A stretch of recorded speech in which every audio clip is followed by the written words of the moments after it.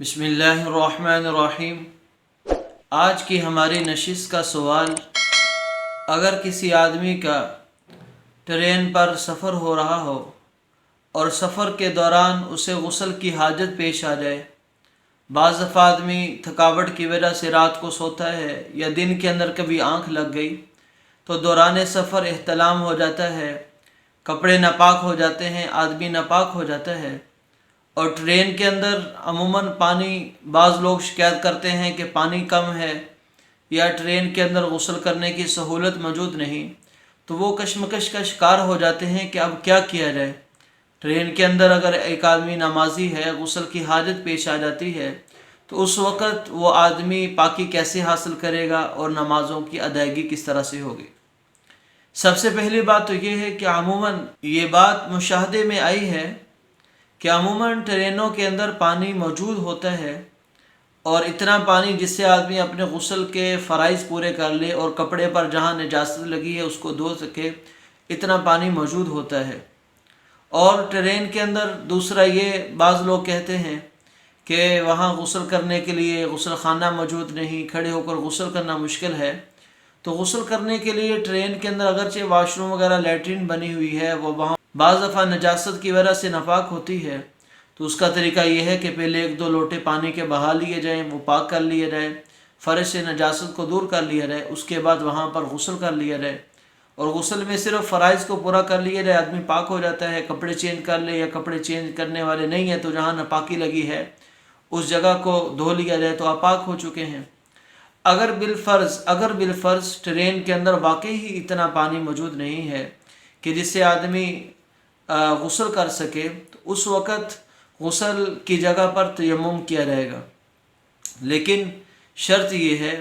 کہ تیمم اس وقت آدمی کر سکتا ہے جب ٹرین کے کسی ڈبے کے اندر بھی اتنا پانی موجود نہ ہو جتنے پانی کے ساتھ غسل کر سکتا ہے۔ نمبر 2، ٹرین کم از کم 1 میل شرعی کی مسافت کے اندر وہ رک نہ سکتی ہو، وہ اسٹیشن نہ اس کا آ رہا ہو، بلکہ سفر لمبا ہے، درمیان میں رکنے کے کوئی امکان نہیں، ادھر سے نماز جا رہی ہے۔ نمبر 3، تیمم کرنے کے لیے اس کی سیٹوں پر یا ٹرین کے اندر پاکیزہ، پاک، صاف ستھری، اتنی مٹی کا لگا ہوا ہونا ضروری ہے جتنی تیمم کے لیے ضروری ہے۔ تو یہ 3 شرائط اگر پائی جائیں گی، یعنی ٹرین 1 میل شرعی کے اندر رکنے کے امکان نہ ہو، ٹرین کے سارے ڈبوں میں پانی کہیں موجود نہ ہو، اور ٹرین کے سیٹوں کے اوپر مٹی جمی ہوئی ہو جس سے آدمی تیمم کر سکے،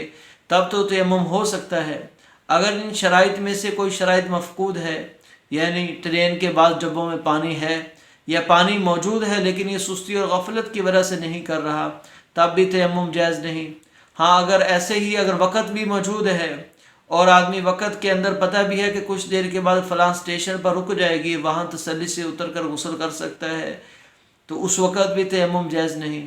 ایسے ہی ٹرین کے سیٹوں پر مٹی نہیں ہے، بالکل صاف ستھری سیٹیں ہیں، وہاں پر مٹی کے آثار ہی نہیں، تو وہاں پر تیمم کر ہی نہیں سکتا۔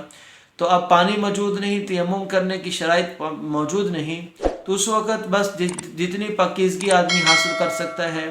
اپنی طرف سے ایک نماز کا خاکہ، ایک ڈھانچہ تیار کر لے، بعد میں ایسی نماز کا اعادہ کیا جائے گا۔ ہاں، اگر غسل کر کے پڑھ لی تب نماز ادا ہوگی، تیمم کی شرائط پائی گئی، تیمم کر کے پڑھ لی تب نماز ادا ہو گئی۔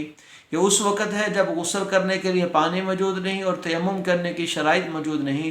تب نماز ادا کر لے جس طرح بھی ہو سکتی ہے، بعد میں اس نماز کا اعادہ کرنا پڑے گا۔ اللہ تعالی ہمیں مسائل کو سمجھنے کی توفیق عطا فرمائے۔ وآخر دعوانا ان الحمد للہ رب العالمین۔